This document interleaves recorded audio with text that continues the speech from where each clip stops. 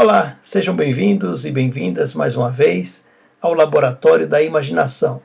Hoje a nossa conversa será sobre a independência do Brasil, uma data muito especial que remonta aos anos de 1822, ano em que foi proclamada a independência do Brasil, em 7 de setembro de 1822, e que agora, em 2020, completam-se 198 anos. Vamos lá, a história da independência do Brasil. Antes de falarmos sobre a história da independência do Brasil, eu quero dizer que o conteúdo deste nosso encontro ele foi colhido a partir de alguns artigos científicos e principalmente de um livro escrito pelo autor Marcos Costa. Ele é mestre e doutor em História Social pela Unesp. O livro se chama A História do Brasil para quem tem pressa. É bastante interessante esse texto e bastante provocativo, inclusive. É um texto de fácil entendimento e de uma leitura agradável.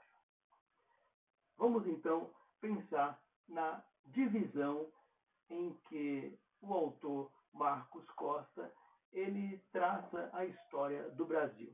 Primeiro, ele fala dos antecedentes, que é justamente entre os anos de 1453 e 1534, em que ele fala das questões relacionadas ao mercantilismo, à exploração, à expropriação, o lucro e a expoliação, como fatos e acontecimentos que marcaram esses primórdios da história do nosso país.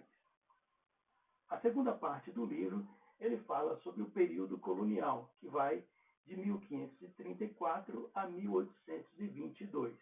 E é justamente nesse período colonial que nós vamos situar e abordar a história da independência do Brasil. E ele segue, então, com o terceiro período, que é o período monárquico, que vai de 1822 a 1889, e ele, então, encerra o livro com o período republicano, que vai de 1889, e ele, então, estende na sua narrativa até 2015. Essas, então, são as divisões que o Marcos Costa faz em seu livro A História do Brasil para quem tem pressa. E nós temos pressa, sim, como leitores e como profissionais de outras áreas do conhecimento. Quando nós encontramos um livro como este, nós nos alegramos bastante por vermos que o conteúdo ele não é apenas informativo, como ele é um conteúdo de fácil entendimento e um conteúdo também provocativo. Eu convido vocês a conhecerem a obra do autor Marcos Costa. Vamos então à história da independência do Brasil.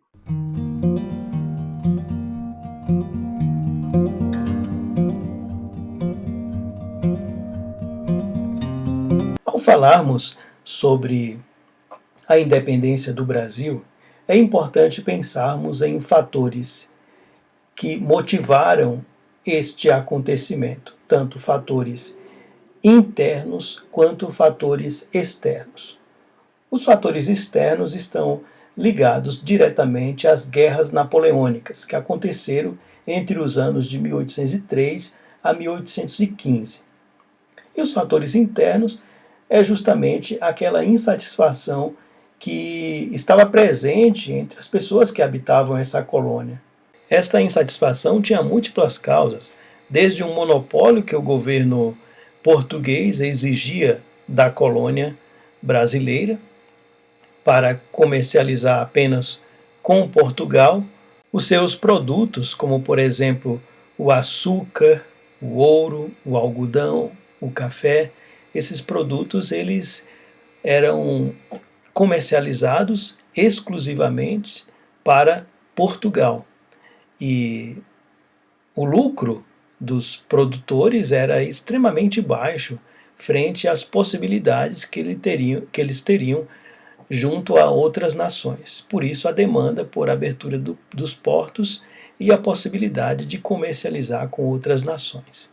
E até as insatisfações relacionadas à emancipação mesmo política, que motivou então revoltas e rebeliões.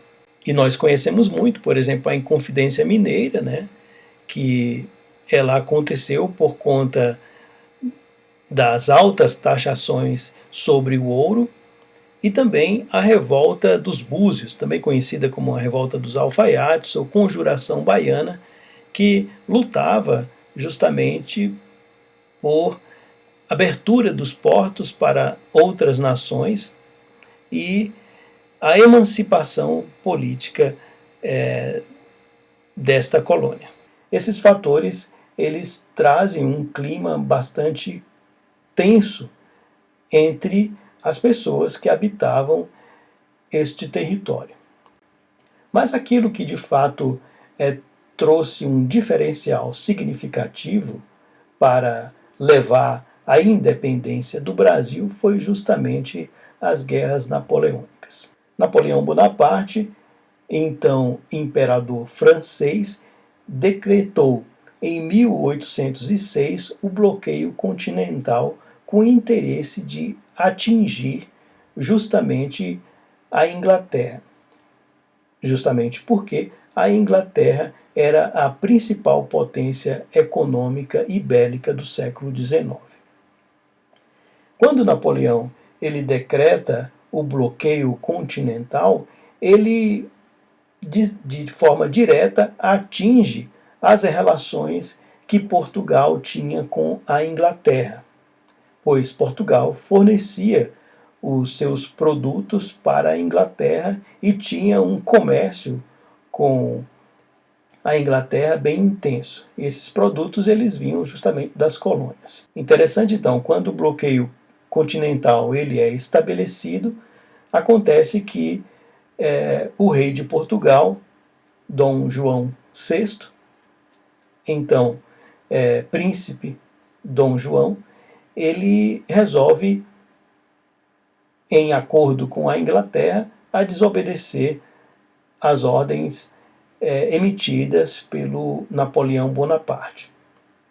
E aí Napoleão Bonaparte ele invade Espanha e Portugal em 1807 e em 1808. E foi justamente em 1808, aconselhado pela Inglaterra, que a coroa portuguesa, o séquito de Dom João VI, resolve migrar para o Brasil, escoltado, protegido pela Inglaterra. Então, essa potência econômica e bélica do século XIX. Então, para se livrar da fúria de Napoleão Bonaparte, a coroa portuguesa, o séquito de Dom João VI, migra de Portugal para o Brasil. Então, colônia portuguesa.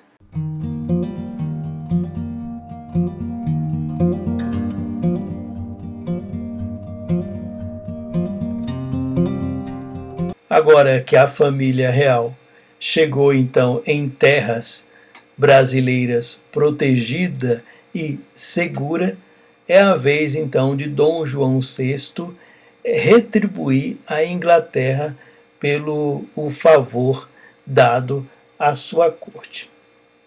Em 22 de janeiro de 1808, Dom João e sua comitiva desembarcam em Salvador, cumprindo então os acordos firmados com a Inglaterra, que havia se comprometido a defender Portugal das tropas francesas e a escoltar a família real até o Brasil. Dom João abre os portos do Brasil, que até então só exportava para Portugal, para o livre comércio internacional. Esse ato foi de grande importância para o fortalecimento da economia brasileira. E o Brasil, então, experimentou uma prosperidade nunca antes vista. Sem querer, esse foi um dos primeiros passos em direção à independência. Só uma curiosidade, que nesta época em que Dom João abriu os portos do Brasil para o comércio internacional, a taxação sobre a importação era de 24% para todas as nações, inclusive para Portugal. Entretanto, para a Inglaterra era de 15%. Os ingleses negociavam diretamente com o Brasil e o Maranhão era o grande produtor de algodão. Em 8 de março de 1808, a comitiva chega ao Rio de Janeiro, que viria a ser a nova sede da corte portuguesa. Dom João começou a organizar a estrutura da cidade para torná-la digna de ser a nova sede do Império Português, o Palácio dos Governadores para o rei e sua família. 2.000 casas foram requisitadas para abrigar a comitiva real. Nessas casas colocava-se nas portas a inscrição P.R. Significava ponha-se na rua. Não. Isso era brincadeira que os brasileiros faziam. Na verdade, significava príncipe regente. Os prédios públicos, quartéis e instituições religiosas também foram ocupadas pelos portugueses. O Rio de Janeiro passou por uma grande transformação, não somente na parte política e administrativa, mas também na limpeza das ruas, nas novas construções que seguiam o padrão europeu e até mesmo na moda, seguindo as tendências do velho continente. Nos próximos anos, mais transformações políticas, econômicas e sociais aconteceram. Essas transformações foram necessárias para a operação do reino neste território. Foram sendo efetivadas, como a criação do Colégio de Cirurgia em Salvador, o Banco do Brasil, a Casa da Moeda, a Imprensa Régia, Museu Nacional, Real Teatro de São João, Real Academia e Escola de Belas Artes, Real Academia de Desenho, Pintura, Escultura e Arquitetura, Jardim Botânico. Além disso, várias fábricas foram abertas, estradas construídas e portos melhorados, dando grande impulso à economia brasileira. Açúcar, algodão e café passaram a ser líderes mundiais em exportações, enriquecendo os poderosos da agroindústria brasileira. Mas essas mudanças passaram a incomodar a elite portuguesa, que cada dia se via mais abandonada em sua autoridade de colonizador.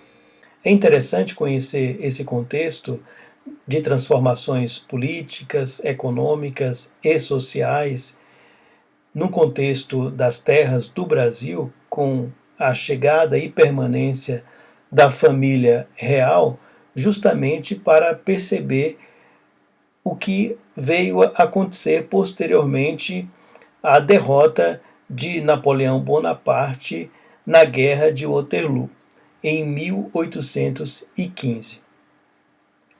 Foi justamente nesse período em que os países então dominados por Napoleão Bonaparte, eles puderam ter a liberdade de voltar à sua condição anterior. E justamente aí é que Portugal ele começa a se movimentar para trazer de volta aquele território Dom João VI e toda a sua corte. Só que Dom João VI ele retorna junto com a sua corte para Portugal. Entretanto, o Brasil ele não quer voltar à condição anterior de colônia, com aquele comércio fechado e monopolizado apenas para Portugal. Agora as elites brasileiras elas estavam experimentando prosperidade e relações internacionais e elas não iriam abrir mão desse privilégio conquistado. Assim como Portugal ele não pôde voltar a ser o mesmo antes da saída da família real desse país para as terras do Brasil, o Brasil também ele não pôde voltar à sua condição anterior.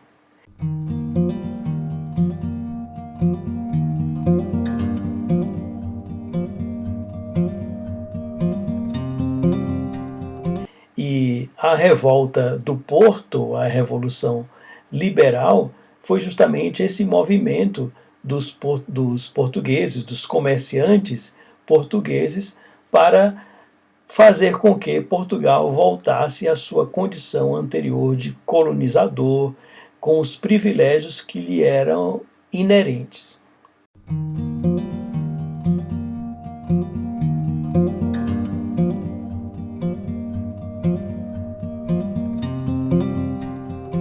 Então, assim, falou-se inclusive em guilhotinar o rei Dom João VI.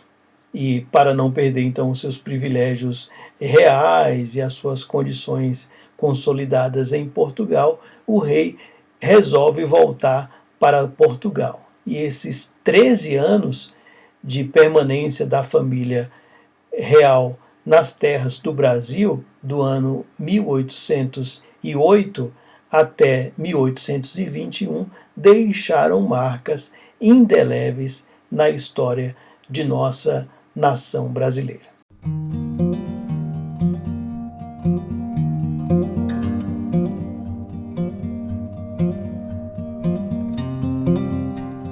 Quando Dom João VI retorna então para Portugal e reassume as suas condições de líder daquele país, ele deixa em terras brasileiras o seu filho Dom Pedro. Acontece que Dom Pedro ele fica em uma situação muito delicada. E aí, em 7 de setembro de 1822, fortemente pressionado pelas elites brasileiras de um lado e pelas elites portuguesas de outro, Dom Pedro decide-se por afrontar Portugal e declara a independência do Brasil. Esse ato heróico, com direito a brado retumbante às margens do Ipiranga, no entanto, só é possível, é claro, com o respaldo da Inglaterra, que intimidou qualquer reação de Portugal, além de, logicamente, ter pago 2 milhões de libras esterlinas a título de indenização a Portugal, dinheiro emprestado ao Brasil pela Inglaterra. Outros empréstimos seriam realizados em 1825, 13 milhões de libras, em 1829, 400 mil, em 1839, 312 mil, em 1843, 732 mil, em 1852, 1,052 milhão, todos empréstimos tomados junto aos bancos ingleses comandados por Rothschild. Enquanto os meninos aqui no Brasil brincavam no playground da emancipação política, os pragmáticos ingleses preparavam as fortunas. Em 1827, por exemplo, condicionaram o reconhecimento da independência do Brasil à renovação dos tratados de livre comércio assinado entre os anos de 1808 e 1810 por Dom João VI. Pode-se dizer que o Brasil se livrou dos portugueses, mas caiu nas garras dos ingleses. Então, o grito de independência do Brasil está de uma forma diretamente relacionada a essa proteção e a essa dependência da Inglaterra. Então, chegamos ao final do Laboratório da Imaginação desta semana, trazendo uma fala a respeito desse recorte específico que é a independência do Brasil na história do Brasil. Esta que aconteceu em 7 de setembro de 1822 e que agora, em 7 de setembro de 2020, completam 198 anos. Obrigado pela atenção de todos vocês e nos encontraremos no próximo Laboratório da Imaginação. Um abraço virtual, até a próxima.